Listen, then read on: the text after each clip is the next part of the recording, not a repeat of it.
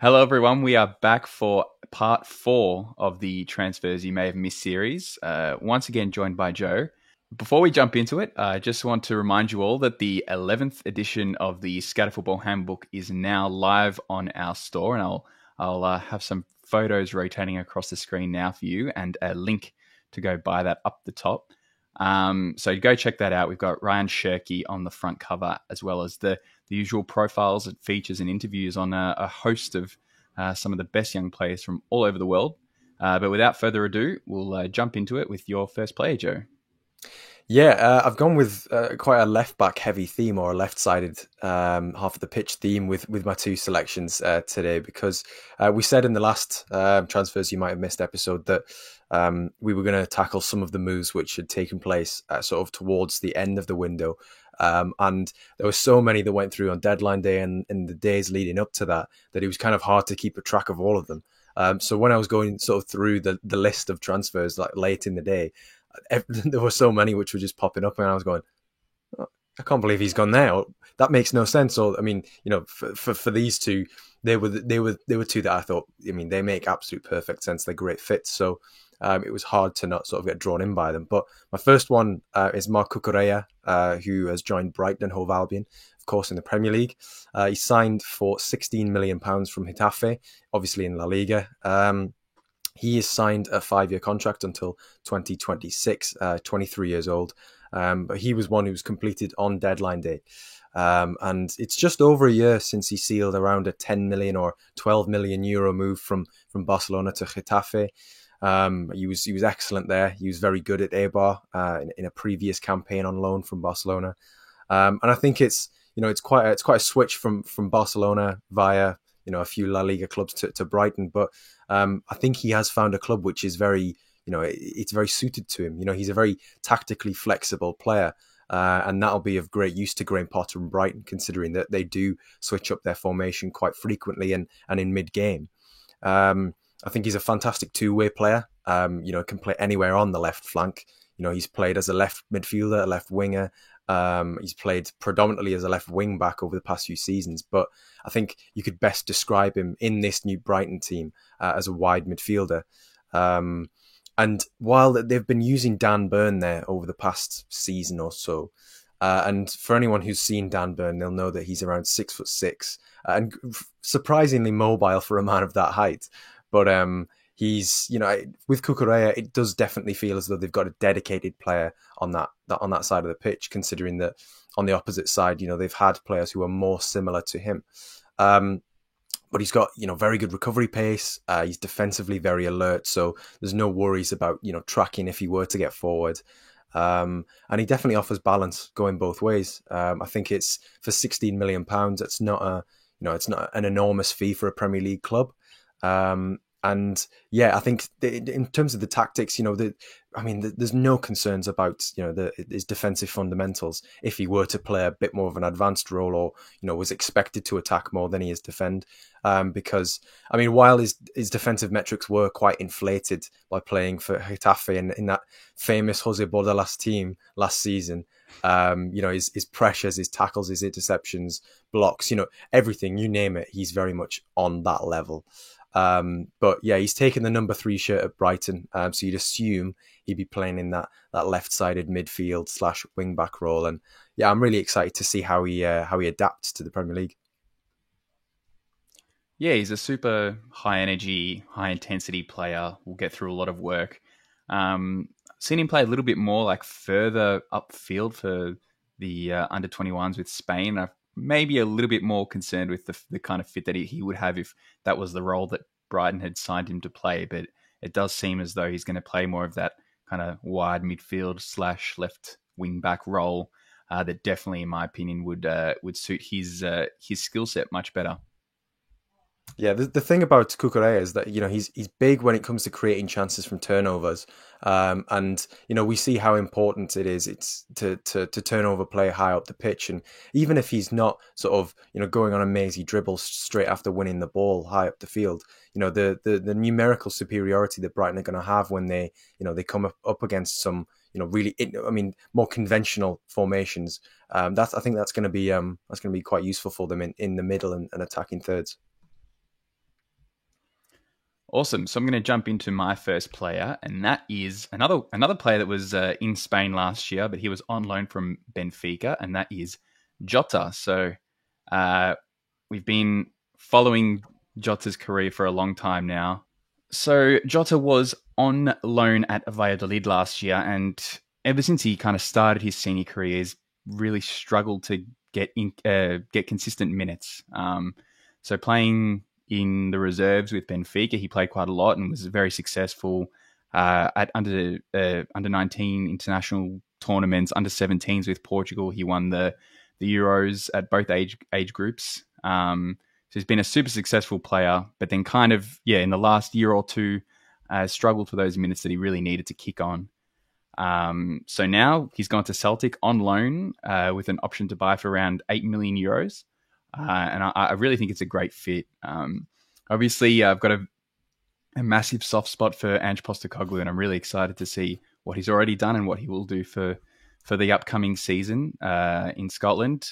And Jota is a really important attacking player that he's definitely going to need to help carry some of the burden this season. But I think it's a really good fit. Jota has been in the past a high scoring winger, the exact kind of player that Andrew will look to get the ball out wide and cut inside. So you should expect to see him playing mostly out on the left, although I wonder how it will work with Kyogo Furuhashi playing so well out there, but I kind of expect him to move a little bit more centrally. But he's not the kind of winger that's going to burn you with pace, but he's got super technique, has a great eye for goal, really, really good in front of goal, and can score all variety of finishes. So I'm just so excited to see how that fits, because if it's a good fit, that 8 million euros is going to be looking like an absolute bargain come the end of the season, if he really can hit that potential that we know he has from what we've seen from him in the past. Yeah, he's one of those players that, I mean, we've had a soft spot for quite some time, haven't we? I mean, it was those Portugal Youth International tournaments, his appearances there. I mean, was it the under 19 Euros in 2018? I think that was kind of the first time that we really got to know him. That was him alongside Francisco Trincao. That was a great tournament. But he kind of lit that up, and you kind of thought, well, if he gets the opportunity at Benfica, then there's going to be fireworks here. But obviously that hasn't been the case. However, going to Celtic, a club which he says he's had sort of a soft affiliation with since he was like 11 because of an exchange of scarves, which I think is great. I do like this one as well, because I think it's a club of the size which is befitting of the player that Jota can become, I think. Yeah, and it's good that you touched on that, because I think that's another underrated aspect of this transfer, is just how I was shocked by how well he could speak English. He was fronting up to the press, I think, in the last couple of days, and was taking questions, and he was just almost perfectly fluent in English. So I think that's an underrated, important aspect of coming in on deadline day, and there's no language barrier, and he can straight away from Ange take all the instructions he needs and hopefully kick on and get straight into hopefully getting a lot of minutes this season. Yeah, definitely. Moving on to my next pick then, and staying with the left side of the pitch theme, staying with a bit of a Portuguese theme as well. I've gone with a bit more of a high profile move. Nuno Mendes signing for Paris Saint-Germain on loan for the season, with a £34 million option to buy included in that deal. He's left Sporting Clube de Portugal in Portugal, of course, the champions over there, and he's joined PSG. And in doing that, joining on deadline day, which was another one which initially I completely missed. I think PSG have solved their weakest position, or if that's a bit too harsh, I think that it'd be fair to say their most awkward position, because under Pochettino, he's been using Abdou Diallo at left back pretty much throughout his time there, but that's not as natural a fit as Nuno Mendes, who is he's a fantastic attacking wing back, but has the athleticism, the dynamism is brilliant to play on that side of the pitch. I think that we tweeted something on the account a while back saying that he had spider-like ability to retrieve possession as well. So I think he should hold up quite well in Liga, which is a much more robust league than I think many people give it credit for. If you play 38 games in a season, you're going to take your fair share of beatings, especially as a technically very adept player. Someone who is going to be getting forward and attacking. Just look at how many games Neymar's missed. But yeah, I think in doing so, PSG have solved their most awkward position, and there might be some concern initially that Nuno Mendes is predominantly an attacking player, but given the dominance of Liga and that you'd expect PSG to have, fullbacks in those sorts of teams effectively can take on the role of wing backs anyway. I mean, we look at the likes of Achraf Hakimi. But yeah, he's very much a wing-back, very exciting, burst onto the scene as an 18-year-old under Ruben Amorim at Sporting, probably 12 to 16 months ago now, but has been on a real rise since then, was named in Portugal's Euro 2020 squad over the summer. But as a player, he's fast, physical, aggressive, has a very good first touch, and that sets himself really well to whip crosses into the area, which can be a particular threat. But yeah, I think there's huge potential here, and PSG, if they take up their option, which at 35 million euros thereabouts, to sort a key position for the next 5-10 years it's chump change essentially for them. Yeah, Nuno's been over the last 6 months or so, been a player I think a lot of the bigger teams have been kind of feeling out to see if they would, make a run for him. But PSG are the team that have gone and done it. But it's going to be interesting, I think, to see how, if they are going to play with a 4 at the back, how you incorporate two guys that are probably more comfortable playing as the wing backs in a 3-5-2. So that is probably my main concern with this deal, is that you now have two wing backs that really love to bomb forward, but I think if they're pegged back, might be a little bit more of a cause for concern. So we'll see how that goes. I should add that Nuno is one of the star players in my FM save. So if he can perform as well at PSG as he does for Real Sociedad in my FM save, then should be an absolute bargain. And he's also in volume 11 of the Scout Football Handbook, of course. So, how could we miss that? Nice one, Joe. Nice one. Okay. Last player for me is Jaminton Campaz, who is another one that we've kind of been aware of for a while.